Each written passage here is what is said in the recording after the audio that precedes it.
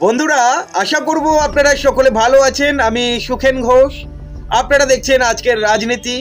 আপনাদের কাছে একটাই অনুরোধ থাকবে, চ্যানেলটি সাবস্ক্রাইব করবেন, আমাদের পাশে থাকবেন।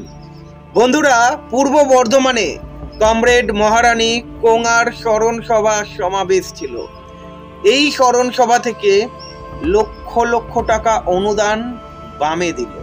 কমরেড হরেকৃষ্ণ কোনার এবং বিনয় কোনারের পরিবারের তরফ থেকে লক্ষ লক্ষ টাকা অনুদান দেওয়া হয়েছে। কত লক্ষ টাকা অনুদান দেওয়া হয়েছে জানেন? আজকের আলোচনা করব। বন্ধুরা, এই যে পার্টি মানে সিপিআইএম পার্টির কথা বলছি, মানুষ কেন বামে দান করে, অনুদান দেয়? আপনারা দেখেছেন এই সিপিআইএম পার্টি সবসময় অনুদানে চলে। মানুষ কেন অনুদান দেয় এই সিপিআইএম পার্টিটাকে?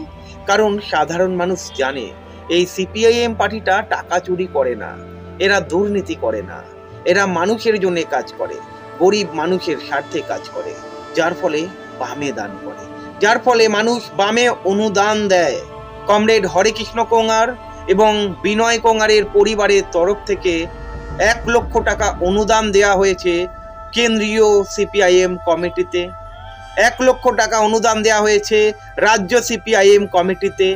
জ্যোতি বসু রিসার্চ তহবিলে 1 লক্ষ টাকা অনুদান দেওয়া হয়েছে। গণশক্তি তহবিলে 1 লক্ষ টাকা অনুদান দেওয়া হয়েছে। দেশ হিতৈষী তহবিলে 50,000 টাকা অনুদান দেওয়া হয়েছে। মার্ক্সবাদী পথ তহবিলে 50,000 টাকা অনুদান দেওয়া হয়েছে। চেক তুলে দেন অরিন্দম কোঙার, মোহাম্মদ সেলিমের হাতে চেকটা তুলে দেন উনি। দেখুন, আজকে এই কথাটা এই কারণেই বলছি, এই যে বাম তহবিলে লক্ষ লক্ষ টাকা অনুদান দিচ্ছে, তাদের সর্বস্ব জমানো পুঁজি বাম তহবিলে দান করে দিচ্ছে। তারা জানে অ্যাকচুয়ালি এই কমিউনিস্ট পার্টি মানে ভারতের মার্ক্সবাদী পার্টি, এরা মানুষের জন্য কাজ করে, যার ফলে কিন্তু বামে দান করে। আর অন্যদিকে আপনারা দেখেছেন তৃণমূলে, আপনাদের আমার মনে হয় এক্সট্রা কিছু বলার দরকার নেই। বিজেপিকে আপনারা দেখেছেন, এক্সট্রা কিছু বলার দরকার নেই। এই যে রাম মন্দির উদ্বোধন হলো, কত টাকা খরচা হয়েছে, বড় বড় পুঁজিপতিরা দিয়েছে নিজেদের স্বার্থে। আর এই গরিব মানুষরা যাদের জমানো পুঁজি বাম তহবিলে দান করছে, এদের কোনো স্বার্থ নেই, এরা বিনা স্বার্থে দান করছে। কারণ তারা জানে এই পার্টিটা গরিব মানুষের পার্টি, মানুষের জন্য কাজ করে। মানুষ বুঝতে শুরু করেছে, যার ফলে দেখছেন না বিভিন্ন জায়গা থেকে খবর আসছে বামে যোগদান করছে।